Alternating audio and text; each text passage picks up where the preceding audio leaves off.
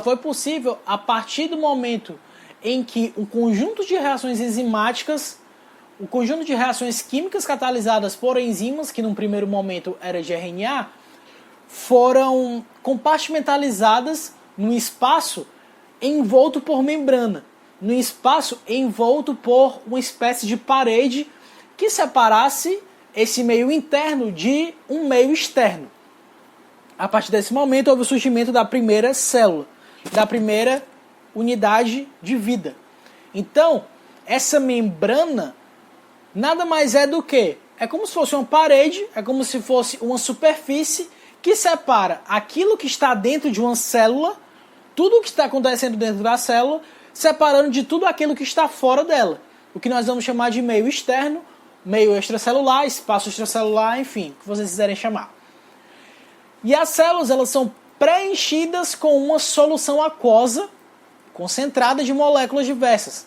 Então, o que é que tem dentro dessa membrana plasmática? O que é que tem dentro dessa célula que essa membrana plasmática consegue encerrar? Uma solução aquosa com diversas moléculas. Que moléculas? Sejam inorgânicas e sejam orgânicas. Então, dentro desse compartimento, que nós vamos chamar de citoplasma, que é o que está sendo encerrado pela membrana plasmática dentro da célula, nós temos uma solução aquosa contendo inúmeras moléculas dissolvidas. Proteínas, carboidratos,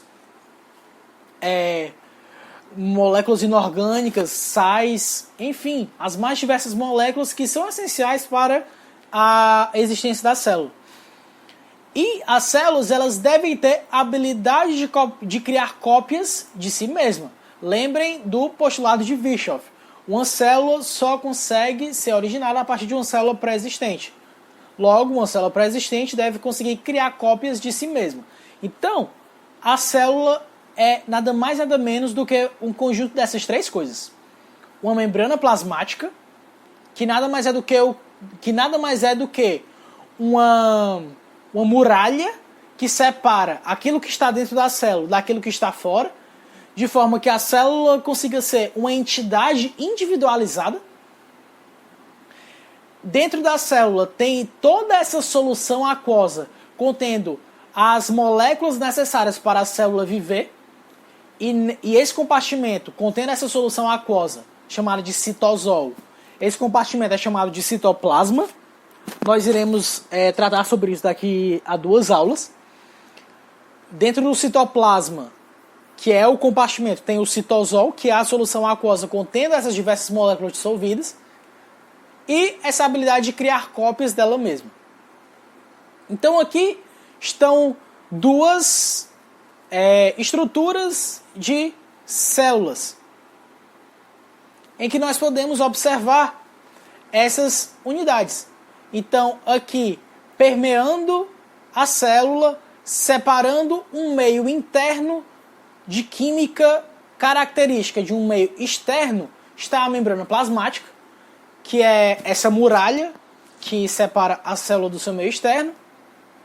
Aqui, representado por uma azul-piscina, está o citoplasma, que é toda essa região logo abaixo da membrana plasmática, vamos dizer assim.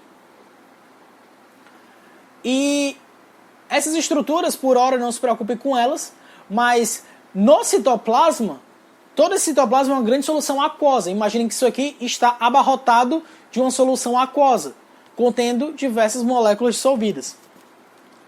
E aqui é outro tipo de célula, mais simples, que nós vamos diferenciar esses 2 tipos de célula daqui a pouco, em que nós vamos observar as mesmas estruturas. Uma membrana plasmática, que é essa muralha que separa a célula do seu meio externo. O citoplasma, contendo o citosol, que é essa solução. E o material genético da célula, que está aqui representado, sendo ele o principal responsável por a célula criar essas cópias de si mesma. Então, independente da célula, as células elas apresentam morfologias extremamente diversas. independente do organismo e até no mesmo organismo. Se nós, por exemplo, formos ver uma célula, um espermatozoide, ele é completamente diferente de uma célula qualquer da nossa pele, que é completamente diferente de um neurônio, que é completamente diferente de uma célula do rim, e por aí vai. Mas, ainda assim, todas as estruturas são células. Independente do organismo, todas as células presentes na face da Terra, elas compartilham uma série de características que eu vou listar aqui, que é de extrema importância vocês saberem.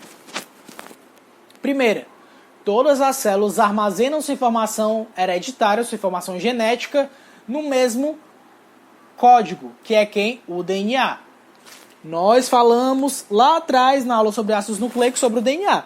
DNA é a molécula que nós utilizamos, e nessas células aqui nós vamos observar o DNA como essas duas estruturas, que nós vemos bastante emaranhadas.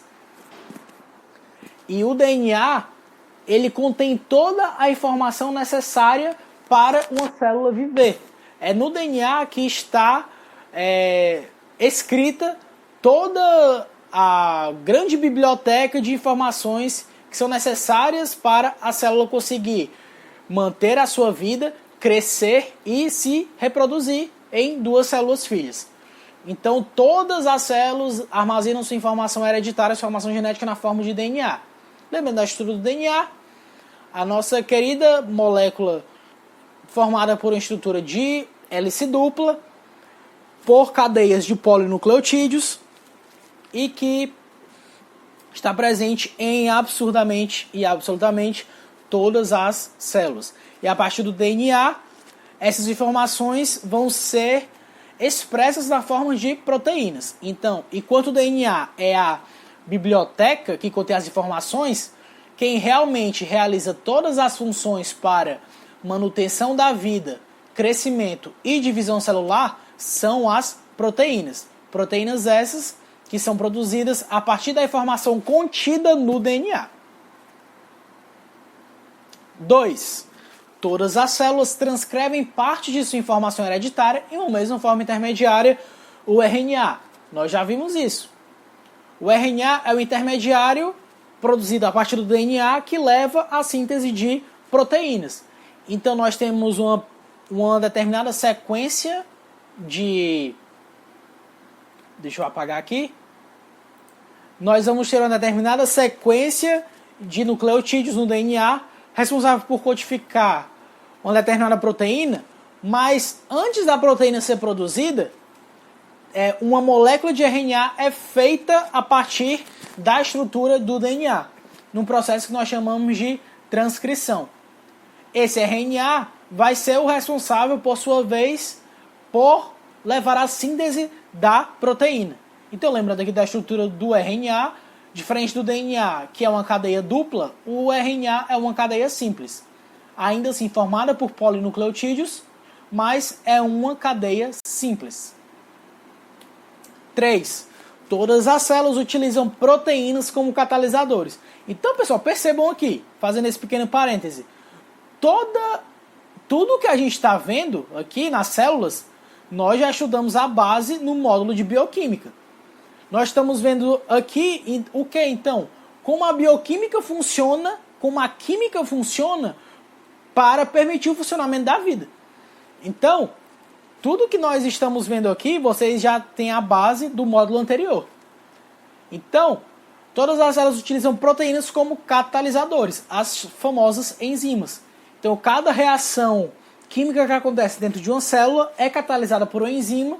Uma enzima, ela diminui a energia de ativação de uma reação, permitindo com que essa reação aconteça milhões até bilhões de vezes mais rápida. Então, se não houvesse enzimas catalisadores presentes nas células, não teria como a vida existir, porque as reações não ocorreriam em tempo hábil. 4. Todas as células traduzem o RNA em proteínas da mesma maneira. Então, os mesmos mecanismos do que nós chamamos de expressão gênica, de síntese proteica, estão conservados entre todas as células, seja desde bactérias até os organismos mais complexos. Nós temos uma molécula de DNA. Nessa molécula de DNA tem todas as informações necessárias para a produção de proteínas e o intermediário entre esses dois é o RNA. O RNA vai ser, portanto, traduzido para produzir uma molécula biologicamente funcional, que é a proteína. Nós teremos uma aula para tratar apenas sobre o mecanismo de como as proteínas são produzidas, a síntese proteica. 5. Cada proteína é codificada por um gene específico. Lembrando que é um gene, pessoal. É um segmento de DNA, um segmento de nucleotídeos, um conjunto de nucleotídeos responsáveis por codificar um produto biologicamente funcional, que geralmente é uma proteína. Então, nas nossas células, por exemplo, nós humanos, nas nossas células não germinativas, nós temos 46 moléculas de DNA em cada célula. Cada molécula de DNA dessa tem milhares de genes. E cada gene desse é específico para codificar uma determinada proteína. Então daí vocês tiram a enorme funcionalidade e diversidade de moléculas que nós temos nas nossas células.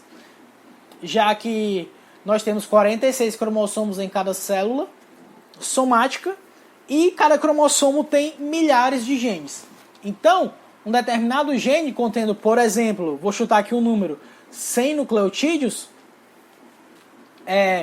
99 nucleotídeos, por exemplo, ele vai ser responsável por ser transcrito numa molécula de RNA, e esse RNA vai ser traduzido em uma proteína, que vai ter função. Então, lembrando que o DNA tem a informação, mas ele por si só não realiza funções. Quem realiza as funções dentro das células são as proteínas. São as biomoléculas mais biologicamente funcionais que existem. São elas que vão ser as principais responsáveis por todo o processo de manutenção, crescimento e divisão de uma célula. E elas são produzidas a partir de informação contida no DNA. Não vou cansar de falar isso. 6. A vida requer energia livre para os processos de manutenção, crescimento e divisão. Vamos voltar lá na aula de energia livre. Vocês estão vendo? Todos esses princípios que eu estou falando, compartilhados por todas as células da Terra, têm bases bioquímicas que nós vimos no último módulo. Que a energia livre é o tipo de energia que funciona, nós dizemos, em situações biológicas. Como assim? O que é energia? Capacidade de realizar trabalho, capacidade de realizar mudança. E o que é energia livre? É a energia a pressões e temperaturas constantes, como é o caso do que acontece nos organismos vivos. Então, por isso que só faz sentido nós falarmos de energia livre. A energia a temperaturas e pressões constantes. Então, a vida requer energia livre. Como assim? Para que a célula consiga se manter, crescer e se dividir, ela precisa obter energia a partir do seu meio. Como é que ela faz isso? Importando moléculas. Essas moléculas vão ser transformadas em moléculas energeticamente úteis para a célula, para permitir com que ela realize os mais diversos processos químicos e bioquímicos que vocês possam imaginar. A grande maioria das reações, para que elas aconteçam, é necessária energia. E essa energia vem a partir das moléculas que a célula importa do seu meio externo. Como os açúcares, por exemplo. Como eu falei para vocês lá atrás. Então, relembrando essa belíssima imagem das rotas metabólicas.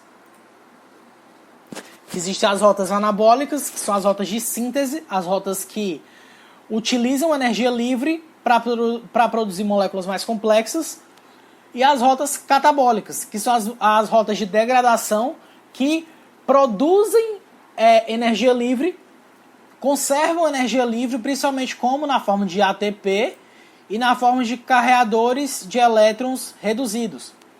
Dessa forma, a partir dos nutrientes que as células captam do meio externo, como carboidratos e gorduras principalmente, elas vão transformar quimicamente esses nutrientes em compostos com bem menos energia, e a grande parte de energia contida nesses compostos, que não estava presente numa forma utilizável pela célula, a célula vai conseguir transformar numa forma utilizável por ela, que é como na forma de ATP e de carreadores de elétrons reduzidos.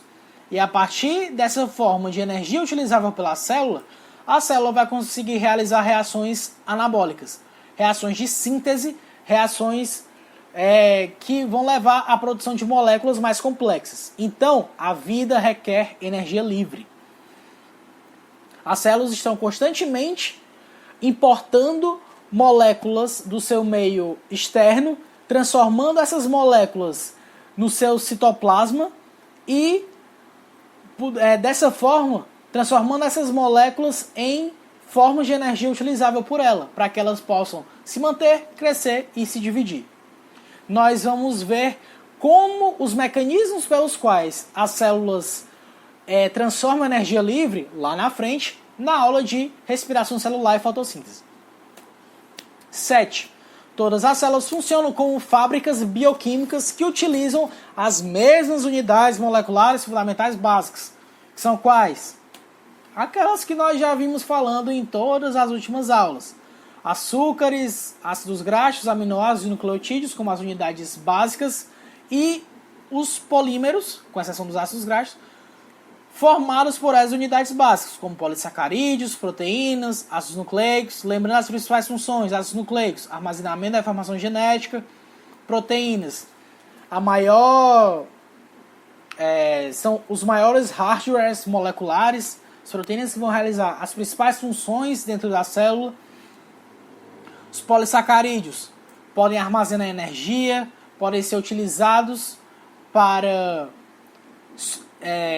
liberarem substrato energético por uma célula que está precisando de energia. Gorduras da mesma forma. Enfim, nós já vimos as principais estruturas e funções dessas moléculas biológicas. E aqui nós vamos ver como elas funcionam para permitir com que as células funcionem. E por fim, a oitava característica comum a todas as células, que todas elas vão ser envoltas por uma membrana plasmática, que é o tema da nossa próxima aula: membrana plasmática, estrutura, função e dinâmica, através da qual nutrientes e materiais residuais devem passar. Então, linkando isso com o que eu acabei de falar da energia livre. Uma célula, por exemplo, quando nós acabamos de nos alimentar, todos os açúcares que nós acabamos de absorver lá do nosso intestino para a nossa corrente sanguínea, esses açúcares eles vão ser disponibilizados para todos os órgãos do corpo. E esses açúcares vão ser captados pelas células dos mais diversos órgãos do nosso corpo. Por quê? Porque a vida requer energia livre. E esses açúcares, que são nutrientes, assim como diversos outros nutrientes, eles entram na célula, passam por transformações químicas que permitem a produção de ATP e a produção de materiais residuais, que a célula expulsa para o seu meio externo, que posteriormente vai ser excretado tanto pelo pulmão quanto pelos rins. Então, os organismos eles podem ser classificados quanto aos seus tipos de células. Eles podem ser classificados em relação ao número de células, podendo ser organismos unicelulares, como as bactérias e arqueias, que são organismos compostos por apenas uma célula, ou organismos pluri- e multicelulares, como é o caso dos animais, das plantas, da grande maioria dos fungos, de algumas algas e por aí vai, e de outros organismos. E também os organismos podem ser classificados em relação à complexidade das suas células, em que eles podem ser classificados como organismos eucariontes ou organismos procariontes. Nós iremos adentrar nessa nomenclatura agora, a diferença e o que significa cada uma. Então, Primeiramente falando sobre os organismos procariontes. Pausa porque o slide ficou mal feito. Beleza, continuar em 3, 2, 1, foi. Então, vamos falar primeiro, esse é um dos pontos centrais da aula, diferenciar os tipos de célula quanto à sua complexidade. Vamos falar primeiro sobre os procariontes. Os principais representantes dos procariontes são definitivamente as bactérias. Só as bactérias são procariontes? Não. Arqueias também o são. Lembrem dos 3 domínios da vida: bactéria, arqueia e eucária, sendo bactéria e arqueia procariontes. Então, quais são as características dos procariontes que permitem com que nós podemos dizer que essas células diferem das eucariontes em complexidade? Primeiro, que os procariontes eles vão ser sempre unicelulares.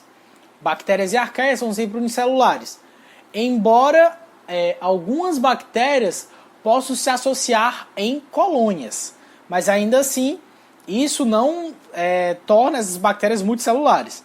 Embora elas associem em colônias, em que algumas células nós podemos ver estruturas bem parecidas como multicelulares, mas ainda assim nós caracterizamos como colônia, nós vamos dizer que essas células são unicelulares, assim como as arqueias.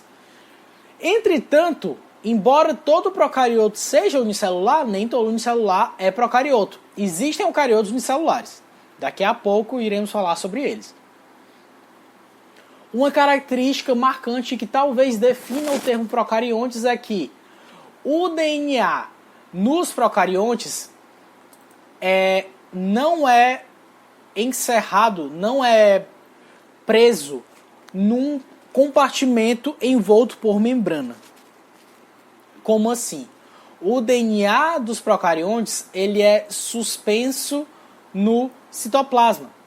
Então, não existe núcleo nos procariontes. O que é um núcleo? É uma região nas células eucarióticas, nas células mais complexas, que é uma região compartimentalizada, envolta por membrana, onde tem o DNA e outras moléculas. Nos procariotos isso não acontece. O DNA não está envolvido por membrana, ele está solto no citoplasma, numa região chamada de nucleóide. Então, as bactérias têm DNA, as bactérias têm cromossomo. Entretanto, esse cromossomo, que é um cromossomo que a gente chama de circular, inclusive, ou DNA circular, ele está presente no citoplasma. Bactérias não têm núcleo. O único compartimento que bactérias têm é o citoplasma. Mas assim como quaisquer células, como eu falei para vocês, elas têm o que? Membrana, citoplasma com citosol e tem mecanismos para se duplicar e transmitir informação genética. Dessa forma, nós dizemos que também, por sua vez, procariontes não possuem organelas. Nós iremos falar daqui a pouco que são organelas, mas eles não têm sistema de endomembranas. Organelas são como se fossem os pequenos órgãos que formam uma célula, que são compartimentos dentro de uma célula com funções específicas, de uma célula eucariótica. Entretanto, células procarióticas, por serem mais simples, não têm organelas, não têm esses compartimentos. A única estrutura que alguns livros classificam como organela e outros livros não classificam como organela são os ribossomos. Ribossomos estão presentes tanto em células procarióticas quanto em células eucarióticas, ainda que o tipo de ribossomo seja diferente. Então tenham isso em mente. E dependendo da referência bibliográfica que vocês forem utilizar, ribossomo pode não ser caracterizado como organela, porque ele não é envolto por membrana. Possuem uma única molécula de DNA e, portanto, um iconossomo, que eu já falei para vocês. Podem apresentar parede celular. Então, diferente das células eucarióticas de animais, as células de bactérias e de arqueias, muitas delas, não todas, mas muitas delas apresentam parede celular, que é um envoltório externo à membrana plasmática que pode apresentar diversas funções. Inclusive, é uma estrutura tão importante para as bactérias que a grande maioria dos antibióticos atuam, principalmente aqueles que nós chamamos de beta-lactâmicos. Esses antibióticos atuam inibindo a síntese da parede celular. E por inibirem a síntese da parede celular, eles conseguem matar bactérias. E além da parede celular, não é só bactérias que têm parede celular. Plantas também têm, algas também têm, fungos também têm. Entretanto, em todos esses organismos, a composição química da parede celular vai ser diferente. Nas bactérias, a composição da parede celular é formada por um carboidrato chamado de peptidoglicano. Nas plantas, por celulose. Nos fungos, por quitina. E por aí vai. Então, alguns procariotos, além da parede celular, têm ainda uma outra estrutura ainda mais externa à parede celular. Então, vejam que tem a parede celular localizada envolvendo o citoplasma, envolvendo a membrana plasmática, ou seja, por fora da membrana plasmática tem a parede celular, e em algumas bactérias, por fora da parede celular, ainda tem uma outra estrutura chamada de cápsula, que é uma estrutura que pode ser constituída por proteínas ou carboidratos, mas que ela tem funções importantes para as bactérias que a possuem. Funções principalmente de defesa. Então, bactérias que são encapsuladas, elas conseguem escapar do nosso sistema imunológico com facilidade. E essa cápsula também pode servir para aderência em alguma superfície do corpo do hospedeiro dessas bactérias. São células menores que as células eucarióticas. Inclusive, existem bactérias que são parasitas intracelulares, como a bactéria que causa tuberculose, como é o caso do Mycobacterium tuberculosis. Essa bactéria, ela entra dentro de células eucarióticas, para vocês verem como bactérias são pequenas. E, entretanto, assim como as células eucarióticas, as células procarióticas possuem membrana plasmática, citoplasma e ribossomo. Entretanto, qual é a definição definitiva para procarionte? São organismos simples que não contêm núcleo. Portanto, o DNA desses organismos procariontes vai estar disperso no citoplasma. E também esses organismos não possuem organelas membranosas. Logo, são organismos que não possuem um sistema interno de membranas. Entretanto, os procariotos têm a maior diversidade metabólica existente. Lembrem da aula passada que eu falei para vocês que as bactérias podem apresentar formas absolutamente diversas de transformação de energia. Podem ser quimiolitotróficas, podem ser fototróficas, anoxigênicas, oxigênicas e ainda bem mais outras formas. E isso é muito maior do que as células eucarióticas. Então, a maior diversidade metabólica está presente em bactérias e arqueias também. Existem outras estruturas de bactérias que não convém agora falar, apenas na aula específica para falar sobre bactérias, mas que estão aqui representadas na imagem, como o flagelo, o pile, o plasmídio, enfim. Em um momento futuro, iremos falar sobre essas estruturas na aula sobre bactérias. Aqui é uma representação esquemática da célula procariótica, outra representação. Aqui é uma bactéria com um morfotipo de bastão. Bactérias, assim como as células eucarióticas também, elas têm uma diversidade morfológica enorme. Então aqui é mostrando algumas estruturas da célula procariótica para vocês irem se acostumando. O cromossomo bacteriano, que é uma molécula de DNA que nós chamamos de DNA circular, ou cromossomo circular. As fímbrias, que algumas bactérias podem ter, que são estruturas que auxiliam na adesão na superfície. O nucleóide, que é uma região, nucleóide não é organela, nucleóide é uma região no citoplasma onde o DNA está localizado. Entretanto, por não ser envolto por membrana, não é chamado de núcleo. para ser chamado de núcleo, tem que estar envolvido por uma membrana. As bactérias também possuem ribossomos